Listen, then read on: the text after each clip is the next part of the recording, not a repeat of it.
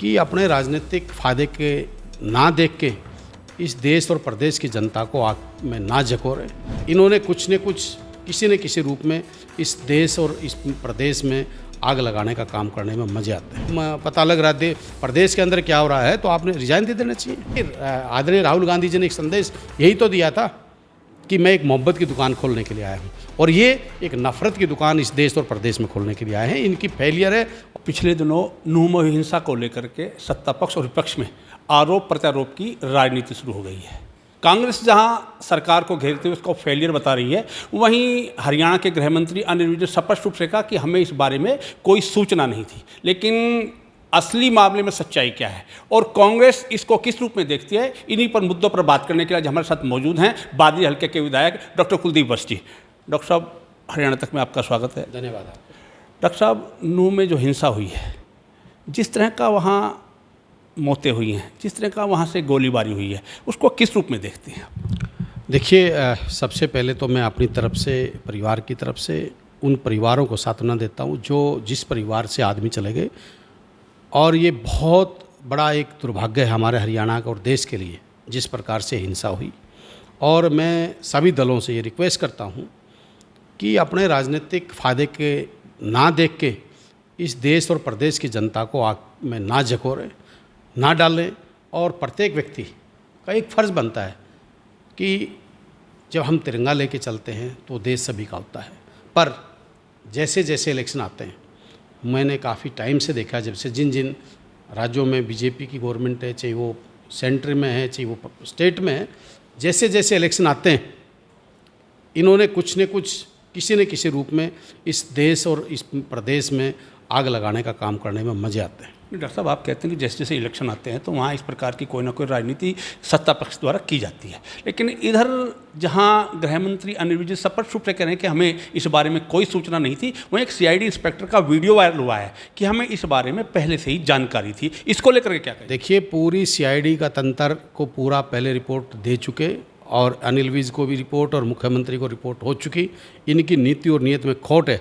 अनिल विज, फिर आप किस चीज़ के गृह मंत्री हो जब 26 तारीख से दोनों पक्षों की तरफ से भड़काऊ भाषण चल रहे हैं, वो चाहे बजरंगी का है या मोनू मानेसर का या कोई मुस्लिम के में नाम ध्यान नहीं है, उनकी तरफ से बार बार ऐसे बयानबाजी आ रहे हैं, तो अनिल विज जी कहाँ के गृह मंत्री हो? आप अपना इलाज करो और आप रेस्ट करो। आप अगर आपके बस की बात नहीं है, आपके तंत्र आपको नहीं पता लग रहा है प्रदेश के अंदर क्या हो रहा है, तो आपने रिजाइन दे देना चाहिए। आज प्रदेश के अंदर इतनी बड़ी घटना हो जाती है और उसका गृह मंत्री कहता है कि मुझे पता नहीं है। शर्म आनी चाहिए ऐसे लोगों को, जो कुछ नहीं, इनकी नीति और नीयत में खोट था। और प्रदेश की जनता को इन्होंने कहीं जाट नॉन जाट के नाम से, कहीं हिंदू मुसलमान के नाम से, कहीं पटेल सर के और उसके नाम से इन्होंने इस प्रदेश को और इस देश को जड़ाने में मजा आते हैं। और आपसी भाईचारों को तोड़ना इन्होंने सिर्फ ये सीखा है कि भाई को भाई से लड़ाओ और कैसे सत्ता पे काबिज हैं। देखिए, आदरणीय राहुल गांधी जी ने एक संदेश यही तो दिया था कि मैं एक मोहब्बत की दुकान खोलने के लिए आया हूँ, और ये एक नफ़रत की दुकान इस देश और प्रदेश में खोलने के लिए आए हैं। इनकी फेलियर है। और मैं कहता हूँ इस चीज़ के लिए अनिल विज ने इस देश और प्रदेश की जनता से माफ़ी मांगनी चाहिए कि आप कहते हो कि मुझे पता नहीं था। हरियाणा के युवाओं को इस हिंसा के बाद क्या संदेश देना चाहेंगे? मैं हाथ जोड़ के सभी समाज और धर्म के लोगों से मैं रिक्वेस्ट करता हूँ कि राजनीतिक के चक्कर में ना पड़ें।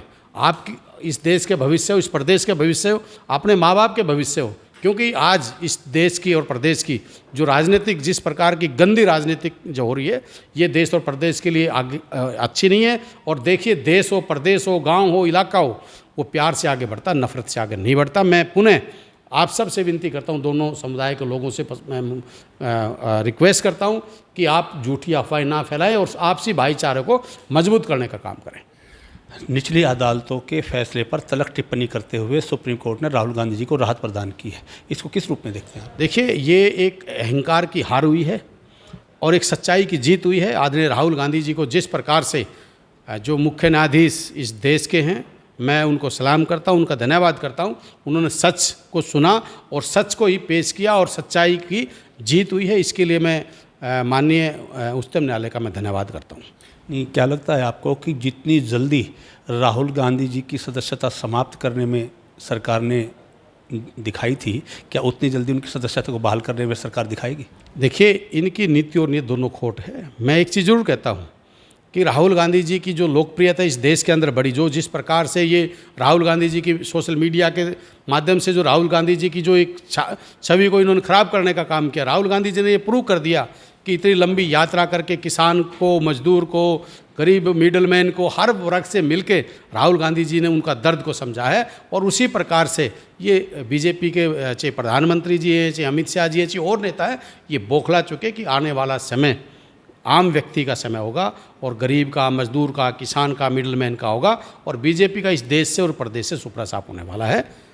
ये थे डॉक्टर कुलदीप वत्स जी, जिन्होंने स्पष्ट रूप से नो हिंसा को लेकर के, चाहे राहुल गांधी के मामले को लेकर सीधे रूप से भाजपा पर अपना तीखा हमला बोला है और कहा कि भाजपा का केवल एक ही एजेंडा है, धर्म और जाति के नाम पर आम जनता को लड़ाना। हरियाणा तक के लिए झज्जर से प्रथम शर्मा।